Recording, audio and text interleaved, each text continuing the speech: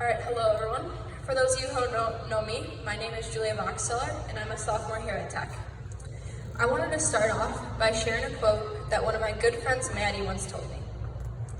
She used to say, "The sky is the limit, your sky is your limit." She unfortunately passed away 3 years ago from a severe asthma attack, but this quote, along with her legacy, will stay with me forever.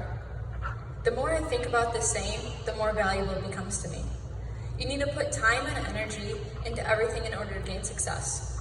It's the things that we feel most passionate about that we are willing to put the most into. I had a very different time growing up than most. It was filled with doctor's visits, hospital visits, physical therapy, pain, and confusion. At the age of 12, I was diagnosed with Ehlers-Danlos syndrome, otherwise known as EDS. EDS is a rare connective tissue disorder that affects all of my soft tissue. All of my ligaments and tendons stretch to the point that they break, which leaves all of my joints very unstable. This condition also affects my skin, making me bruise easily and have very stretchy skin. I found out I had this condition in a funny way.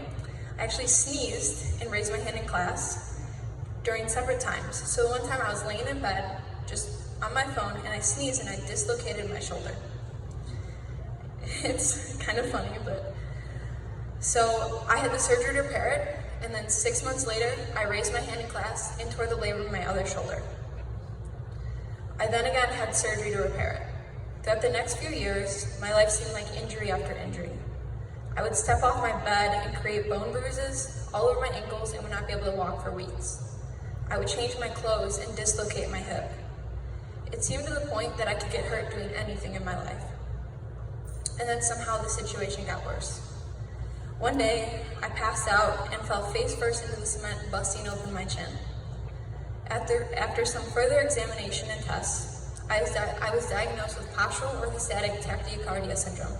This is otherwise known as POTS. This causes my blood to pool and not circulate correctly, which can cause me to pass out and have severe chest pains.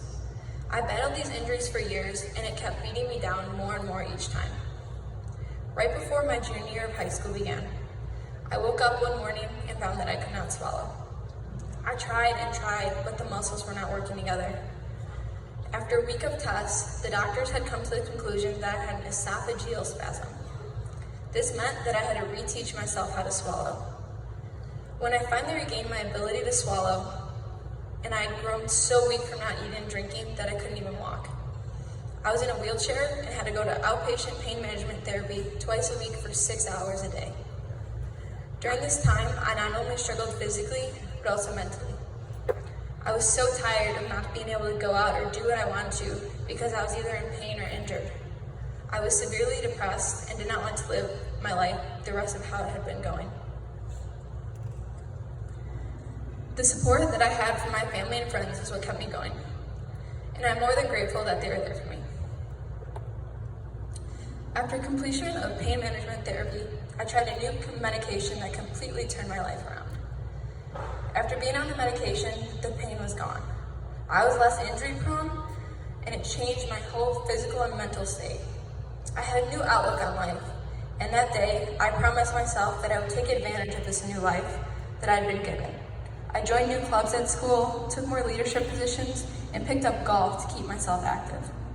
3 years later, I'm a completely different person than I was. I'm more driven than ever and put more energy into my academics, athletics, and personal relationships than I ever could have imagined. Going into college, I thought I had my whole life figured out with what I wanted to study and do. It took me a little while, but I realized I was wrong about it. I knew my passions and goals when it came to education, but not exactly how I would get there. I promised myself the day that I became pain-free that I would never settle and I would always push myself to my full potential. I knew in my previous major that the interest level was not high enough to keep up that drive that I'd promised myself. So I switched over from majoring in computer science with a double minor in math and biology to now majoring in biomedical engineering. Just like Dr. Einoff has said, I'm not exactly sure what I want to do with my dream job, but I do know that I do want to help in the fight against cancer. Life to me has been all about finding my passions and pursuing them. During high school, I was super involved in raising money with cancer research. Throughout my 4 years, I helped raise around $2 million. I was worried about coming to college and not being able to have that ability to continue fundraising. But through earning the H. Robert and Louise Gill Scholarship, I've had more opportunities to do so than I could have ever imagined.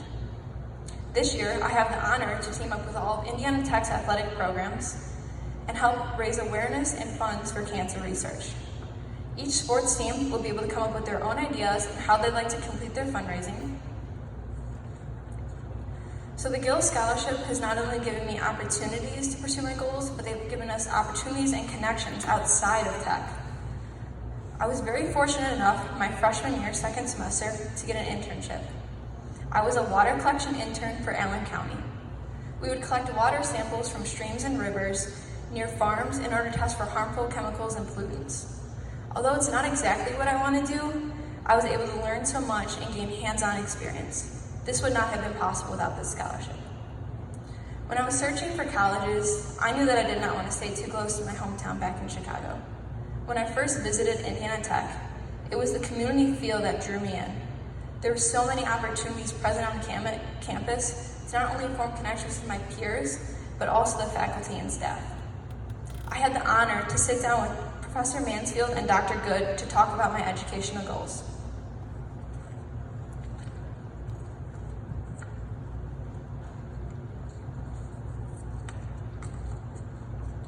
After those conversations, I knew that Indiana Tech was the place for me. When it came time to apply for schools, this was the only school I applied for. After attending Tech for about a year and a half now, I know that I made the right decision to come here. Every single professor has been more than helpful and understanding. The classroom material has pushed me harder than I could have ever imagined. The continuous events and activities on campus have made campus truly feel like home to me. It has been an absolute honor to be part of the Gill and Presidential Scholars.